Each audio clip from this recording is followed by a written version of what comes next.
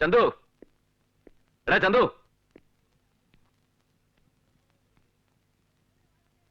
നിന്റെ കൈക്ക് എന്താ പറ്റിയത്? അതൊന്നുമില്ല, നീ വാ, നമുക്കൊന്ന് പുറത്തു പോവാം. അതിനു മുമ്പ് നിന്റെ കൈക്ക് എന്ത് പറ്റിയെന്ന് പറ. അതിനു മുമ്പ് നിന്നോട് വരാനല്ലേ പറഞ്ഞത്?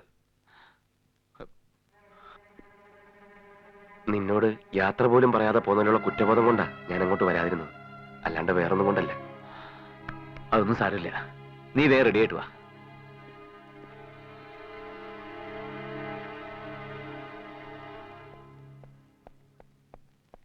പോവാം.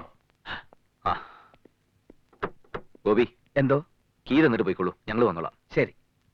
സുഖമില്ലാത്ത കൈവച്ച് നീ എങ്ങനെ ഓടിക്കുന്നത്? ഞാൻ ഓടിച്ചോളാം.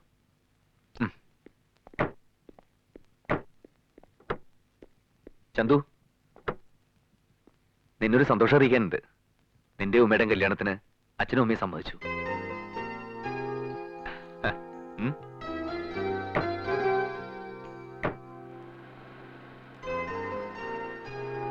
പത്മിനിയോട് നിനക്ക് എത്രമാത്രം ദേഷ്യമുണ്ടെന്ന് എനിക്കറിയാം. അതിന് നിന്റെ മനസ്സിൽ വേണ്ട കാരണങ്ങളും ഉണ്ട്. എന്നാ നമ്മളെല്ലാവരും കൂടി അവളോട് ചെയ്തിരിക്കുന്ന ക്രൂരത എത്ര വലുതാണെന്ന് നിനക്കറിയോ?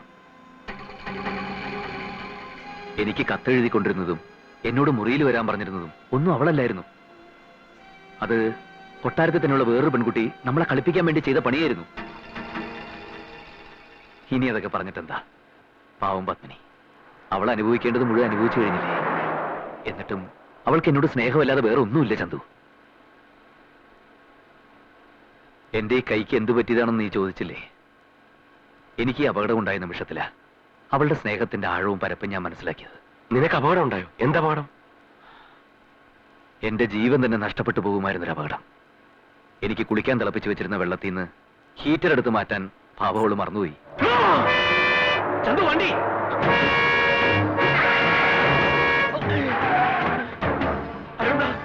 നമ്മുടെ കാറിന് ബ്രേക്കില്ലടാ. ഈശ്വര,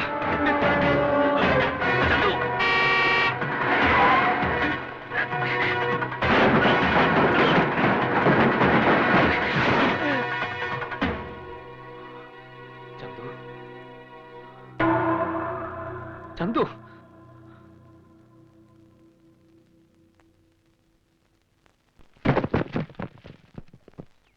ഗോപാല, അവൻ എവിടാ? പോണ്ടിച്ചേരിന്ന് വന്ന ഡ്രൈവർ. എന്താ സാറേ? സാറ് വിളിച്ചായിരുന്നോ? ആര് പറഞ്ഞിട്ടാടാ നീ ഇത് ചെയ്തത്? ഞാൻ എന്ത് ചെയ്തു? നിനക്ക് അറിഞ്ഞൂടല്ലേ? ചന്തു, നീ എന്തായി കാണിക്കണേ? ചന്തു, വലിയച്ഛന്മാർ, ഇവരെ കൊണ്ട് ഞാൻ പറയിപ്പിക്കാം.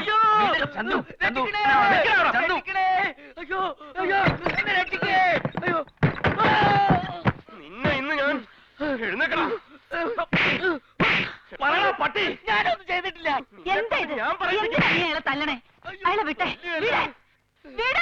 കൊല്ലുക വേണ്ടത്. നടക്കണ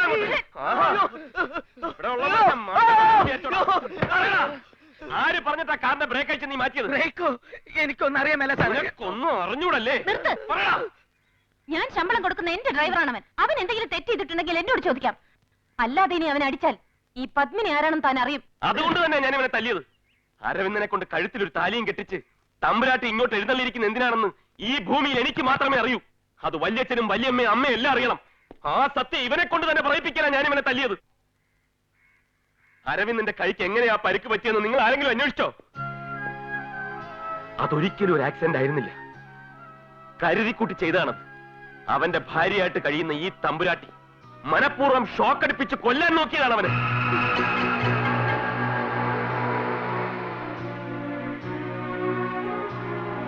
അതും കഴിഞ്ഞിട്ടാ ഇപ്പം ഇവനെ കൊണ്ട് കാറിന്റെ ബ്രേക്ക് അഴിപ്പിച്ച് മാറ്റി എന്നെ അരവിന്ദനെ ഒരുമിച്ച് ഇല്ലാണ്ടാക്കാൻ നോക്കിയത്. ചന്തു, എന്ത് വിഡ്ഢിത്തങ്ങളൊക്കെ നീ വിളിച്ചു പോകുന്നത്? എന്നെ നിന്നെ കൊല്ലാൻ വേണ്ടി ആരെങ്കിലും വണ്ടിയുടെ ബ്രേക്ക് അഴിച്ചു മാറ്റുമോ? ആരെങ്കിലും അല്ല, ഈ നിൽക്കുന്ന ഇവള് തന്നെ. നിന്റെ തമ്പുരാട്ടി അത് ചെയ്തത്. എടാ, അവളെന്റെ ഭാര്യയാണ്, അത് നീ മറക്കരുത്. മതിയടാ, അവള് നിന്റെ ഭാര്യ ആയത്, നീ അവളുടെ ഭർത്താവായതൊക്കെ മതി.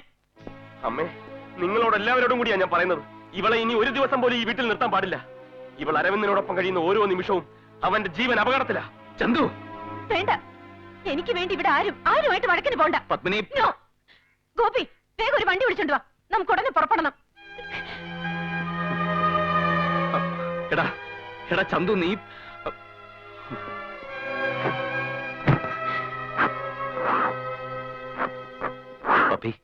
അവന് വേണ്ടി നിന്നോട് ഞാൻ മാപ്പി വയ്ക്കാം.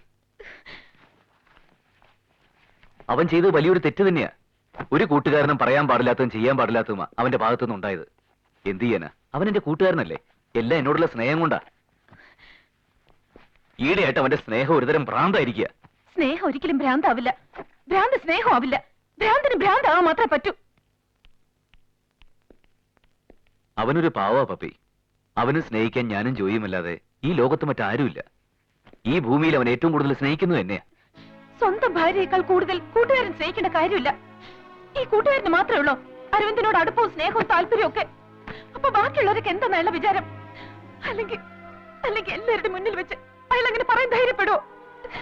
അരവിന്ദനെ ഞാൻ കൊല്ലാൻ ശ്രമിച്ചു എന്നും എന്റെ കൂടെ ജീവിക്കുന്നത് അരവിന്ദന് അപകടമാണെന്നൊക്കെ. അവനങ്ങനെ പറഞ്ഞു എന്ന് വെച്ച് ആരെങ്കിലും അത് വിശ്വസിക്കോ? വിശ്വസിച്ചോ? ആരെങ്കിലും വിശ്വസിക്കാതിരിക്കോ ഒന്നുമല്ല ഇവിടുത്തെ പ്രശ്നം. ഒരു കൂട്ടുകാരന്റെ ഭാര്യയെ കുറിച്ച് ഇത്രയും നികൃഷ്ടമായി ചിന്തിക്കുകയും ഭ്രാന്ത് കാണിക്കുകയും ഒക്കെ ചെയ്യുന്ന ഇങ്ങനത്തെ മനുഷ്യരുടെ ജീവിക്കാൻ എനിക്ക് പേടിയാ. മതി അരവിന്ദ, ഇനി ഞാൻ നിങ്ങളുടെ ഇടയിലില്ല.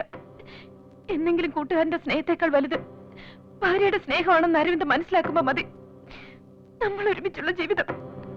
നോക്ക്, നിന്നെ കല്യാണം കഴിച്ചത് മുതൽ മനഃപൂർവ്വമാണോന്നറിയില്ല, എന്റെ കൂട്ടുകാര് പോലും എന്നെ മനസ്സിലാക്കാതെ പോവാ. അവരെന്നെ ഒറ്റപ്പെടുത്തുക. ഇപ്പൊ നീയും അത് തന്നെയാണല്ലോ പപ്പിക്കുട്ടി ചെയ്യണത്.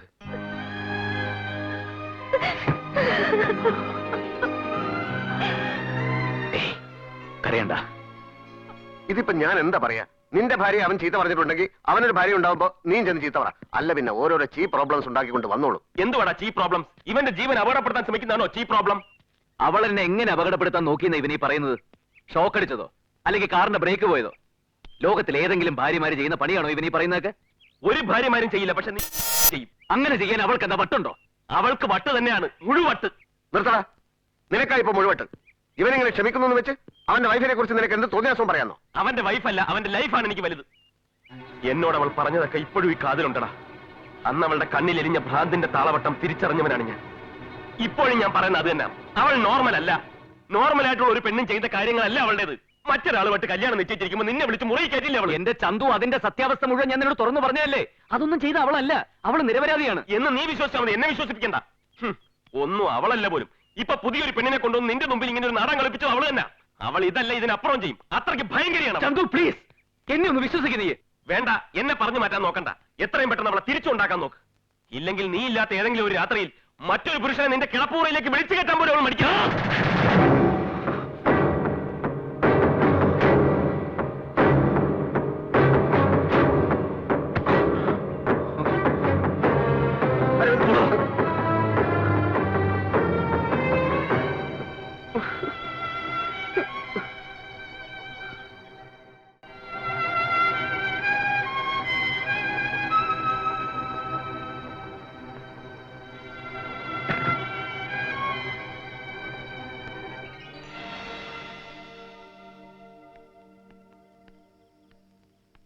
നീ രാത്രിയിൽ എവിടെ പോയിരുന്നു? ഒരാളെ പിടിച്ചോണ്ടുവരാൻ പോയതാ. കൊണ്ടുവന്നിട്ടുണ്ട്. ദാ അരവിന്ദേട്ടാ, ദേ ഒരാള് കാണാൻ വന്നിരിക്കുന്നു.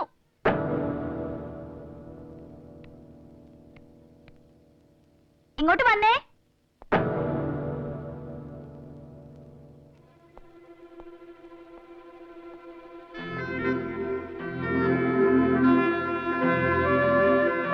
ചെന്നുട്ടാ പറഞ്ഞേ, അരവിന്ദേട്ടോട് മാപ്പ് പറഞ്ഞേ. വേണ്ട, ഞാൻ അവനോടാ മാപ്പ് പറയണ്ടേ. നീ എന്നെ എന്തൊക്കെ പറഞ്ഞാലും ശരി, നിന്നോട് ഞാൻ അങ്ങനെയൊന്നും പെരുമാറാൻ പാടില്ലായിരുന്നു. നീ എനിക്ക് അരുത്, ഞാനാ തെറ്റിയത്. ഞാൻ ഒരിക്കലും അങ്ങനെ പറയരുതായിരുന്നു. എന്നോട് പൊറുക്കടാ.